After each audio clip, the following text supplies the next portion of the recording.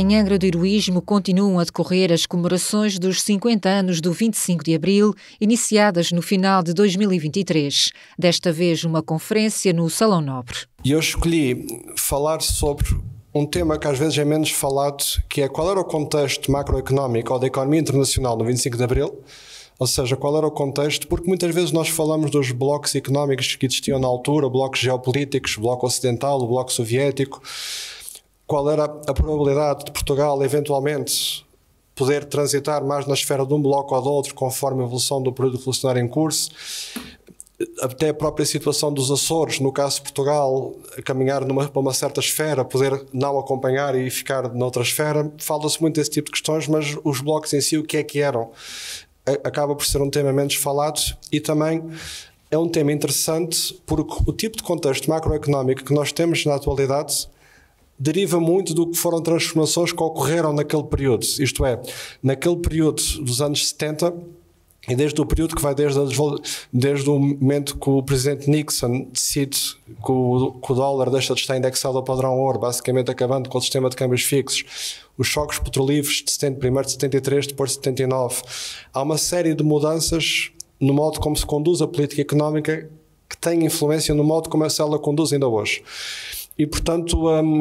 eu entendi que podia ser útil, de facto, perceber esse contexto histórico, não só para situar um pouco melhor o que é que estava em causa no 25 de Abril, mas também para percebermos como é que essas transformações influenciaram aquilo que é o nosso modo de fazer política económica hoje em dia. A economia internacional no 25 de Abril e na atualidade, a conferência proferida por Nuno Ornelas Martins ofereceu alguns conteúdos importantes para o melhor entendimento da economia no tempo presente. A ideia da conferência foi dar um pouco do contexto do que era a economia internacional na altura do 25 de Abril e tentar perceber o que é que dessas alterações se deram, o que é que dessas alterações ainda é relevante para perceber a economia na atualidade. E a ideia foi explicar que na altura do 25 de Abril, o tipo de transformação que está a acontecer, por exemplo, no bloco ocidental, na sequência da saída do dólar do padrão ouro, há uma mudança da política, da forma como é conduzida a política macroeconómica que se vai consubstanciar depois nos anos 80. Ou seja, em vez de uma política keynesiana em que são os instrumentos de política fiscal e orçamental que acabam por ser utilizados para a estabilização macroeconómica, passa a ser a política monetária que é utilizada. Ou seja, basicamente taxa de juros, massa monetária em circulação. E isso é uma alteração importante porque significa que em vez da política económica ser conduzida fundamentalmente por ação dos governos, passam a ser os bancos centrais que passam a ser mais intervencionistas, ou seja, o governo é que tem que tentar ter um orçamento mais equilibrado, enquanto o Banco Central vai aumentando ou descendo a taxa de juros ou a massa monetária em circulação, por forma a tentar a estabilização macroeconómica. Enquanto antigamente a ideia seria que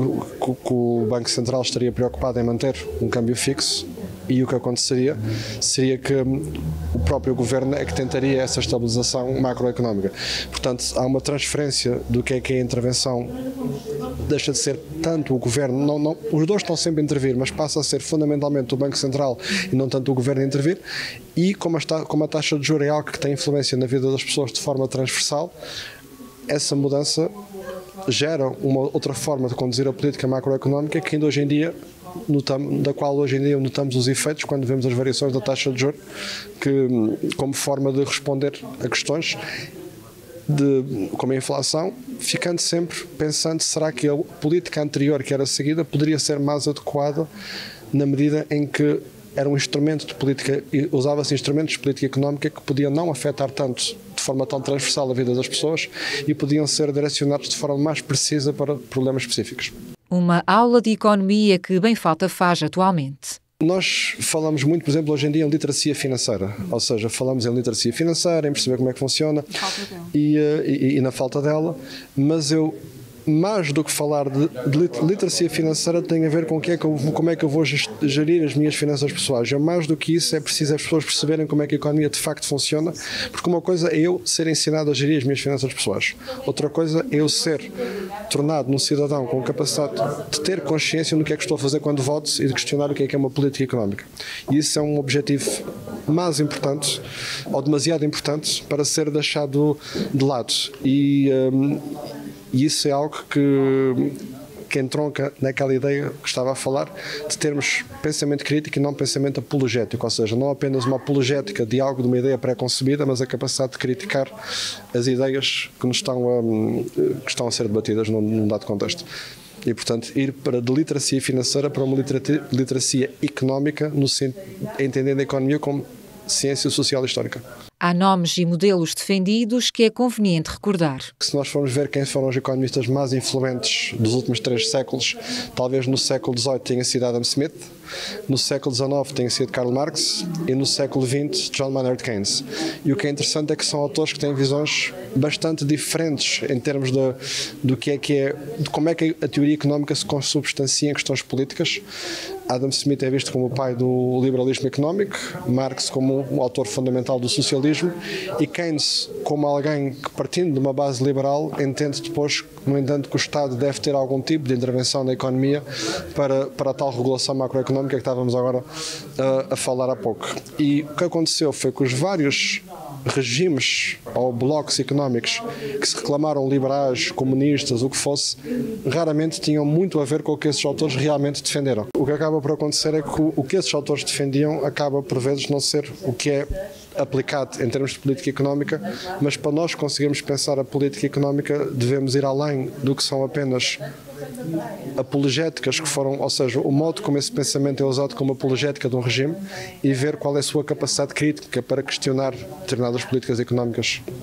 que possam estar a ser seguidas. Repensar sistemas e investir no pensamento crítico, o que está a faltar cada vez mais. Em termos das universidades, no ensino de economia houve uma matematização cada vez maior do ensino, o que em si não tem que ser mau, desde que não seja à custa de perder a dimensão da economia como uma ciência social e histórica, porque sem ter a perspectiva histórica dos fenómenos não conseguimos perceber nem de onde vimos, nem para onde é que estamos a caminhar, principalmente num contexto em que as redes sociais cada vez mais têm uma ação de reforçar o que são as nossas convicções, em vez de levar-nos a questionar as nossas convicções, porque o algoritmo é construído de forma a que nós nos cruzemos virtualmente com opiniões que sejam consonantes com a nossa e não dissonantes. E ao criar isso, ficamos com menos capacidade para pensamento crítico porque somos menos confrontados com opiniões diferentes. Portanto, desde as universidades aos meios de comunicação social é absolutamente fundamental que haja capacidade de pensamento crítico, capacidade de questionar e não apenas de reforçar